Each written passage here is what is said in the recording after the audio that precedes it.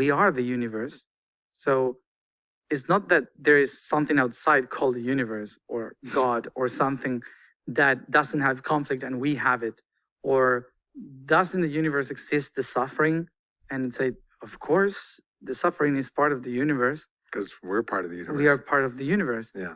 And sometimes we have these kind of ideas that we, because we are humans or because we are lost, we create these conflicts or these wars, and actually it happens in the entire universe in different levels of existence and of energy, of consciousness, and when you have a balanced conflict, it's a challenge. That we all love challenges, of course, because it makes us feel complete. It Mm-hmm. it improves ourselves. When we hear about polarity, we usually tend to compare it with duality, which is a totally different thing. Polarity comes from polos, that is that in Greek language means stick. So it's something, it's only one thing with two sides, okay? But these two sides are only conceptual. You are the one that says that there are two sides to that thing. The top of the stick and the bottom of the stick. Exactly, yeah. So we believe that. We put the bottom and the top. But actually it's just a stick. So it doesn't have any difference. It doesn't have positive or negative, it's just a stick. So we immediately, because our mind was created in order to understand the parts of the things, so we could survive in a 3D world. We tend to divide stuff to understand the parts.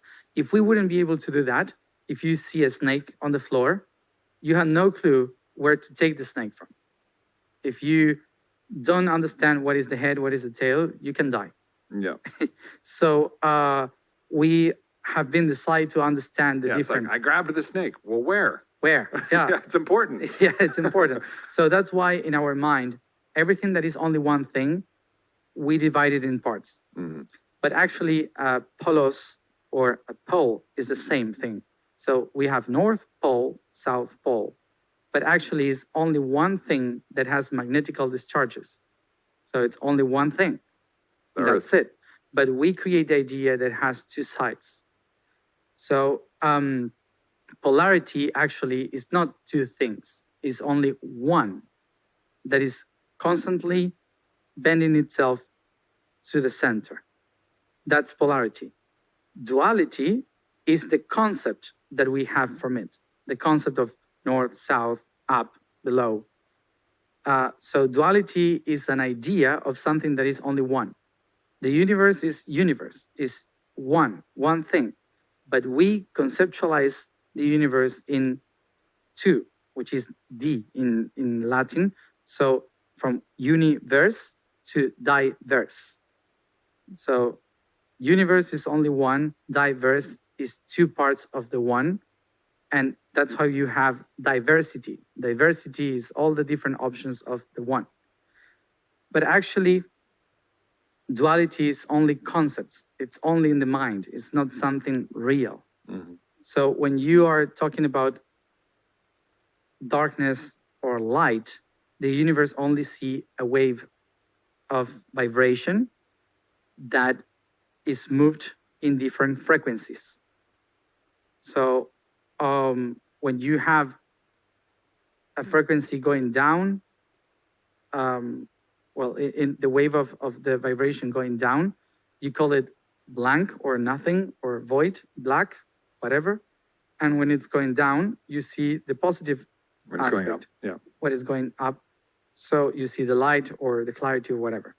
So in order for the universe to have balance, you have to have black, white, black, white, black, white, something like this. So it's the same of saying up, down, 1, high, 0, low. 0, 1, Yeah. 1, 0, 1, 0, 1, 0, 1, 0, and it's the same thing in numbers. So when you start to have different frequencies, you can have -1, -2, 2, 3, -3, and you can have different options of it according to the frequency is vibrating. So you can have much more darkness or much more light, Mhm. but it's just your perception of polarity creates the idea of duality that says, oh, if darkness is here and light is here, they're opposite and they fight each other. They're so different from one another that you see it separate, but actually it's the same frequency moving. So in the idea of polarity in the universe, polarity allows movement. That's why light and dark is exactly the same in different resonance. And from our point of view, are two different things. Yeah. One pulling down, the other one pulling up. There's a great quote I heard that said, "Darkness is just light so pure that we cannot perceive it." Yeah. You know, like it just, and that's again collapsing this idea of polarity. Yeah. And this is like an important aspect of the mystical traditions. But the important thing of where we're going here is that ultimately these forces that we think are in opposition to each other are really actually just as the forces. Now we're going to talk about the unconscious distortion that actually can accelerate things into out of balance ultimately. But the forces of darkness and light, call them, are actually just trying to create movement and harmony. Yeah. And both want the same thing, movement and harmony. The dark and the light just want movement and harmony. Trying to find balance. Trying to find balance. And so the challenge comes when we lose sight of that and we create all of our stories built around polarity and duality. And then in our unconscious story making, we accelerate something, which is what we were talking about earlier. We're accelerating this natural process of heating and freezing by our unconscious behavior, our disconnection from the earth, our disconnection from each other. We're actually moving ourselves into a steeper curve. Ultimately, there's going to be balance anyways, because that's the way the universe works. Yes. But we're accelerating ourselves into a steeper, sharper, more jagged wave pattern where we don't need to do that. You know, like ideally, we'd be like, all right, gentle now, child. Yeah. Like easy. Yeah. As deeper you go or faster you go into the darkness, the faster you go to the light.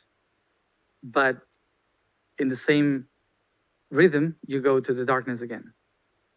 So that's why the universe tries to find balance. And the light is trying to find the balance, pulling the darkness towards the light. And the dark is trying to find balance, pulling the light towards the darkness. And which is actually positive, negative. And that's what it's all about. But in the distortion, the diversity, we cannot find the origin or the purpose, the real purpose of the other one. So for the dark ones, the light is the enemy.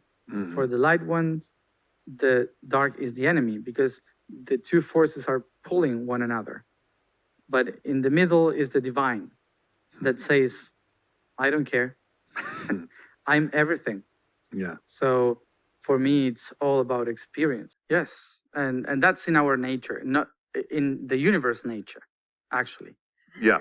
So it's a good part of this.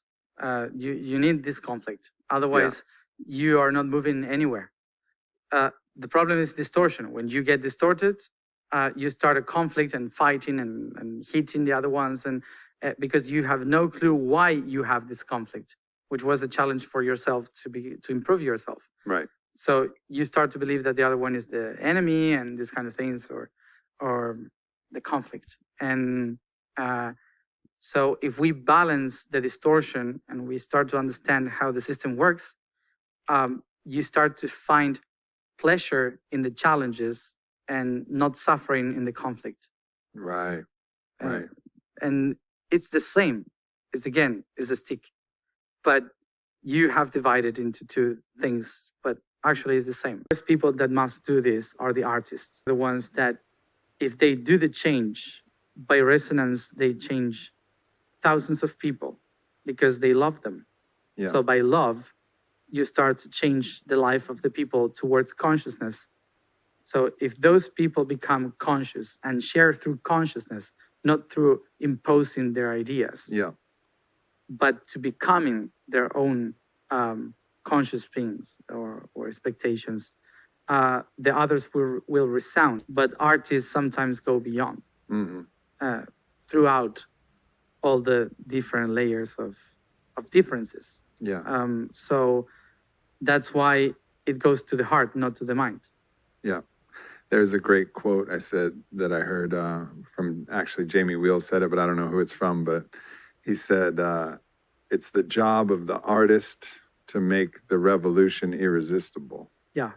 You know, it's like make it so beautiful Mhm. that because you can feel it. Like you hear that song or you see that person, you just feel the different energy Yeah. that comes through. And if you're listening, if you're really listening, you'll have an invitation to a whole different world, a world that exists, which again goes back to what we were saying at the beginning of like how do we change the world, how do we do the best thing that we possibly can, and ultimately it's by becoming that living invitation. Mhm. And the more people who are looking at you, the more invitations you're going to be handing out. Like Yeah. you're going to be sending emotional, vibrational e-cards, e-invites to like, hey, come on over here to this more beautiful world. It's great. Yeah. I love it. You'll be sending those every interaction you have. Mm-hmm. And you're awakening the people that will be the change. Because sometimes, for example, me myself, I don't know if I would do that because I'm already 34. I've done my path, and even if I work for the change, I'm not going to be able to do the change because my programs in my cells are old. So I know that that I'm not going to leave the change, and I don't have a problem with it because I know I'm the whole world. I will leave it eventually somehow. Mm-hmm. So what I am doing is if I share as much as I can of what I have within, the ones that are coming free from those concepts will be able to remember, and they will be the change Mm-hmm. and start to live in a different way.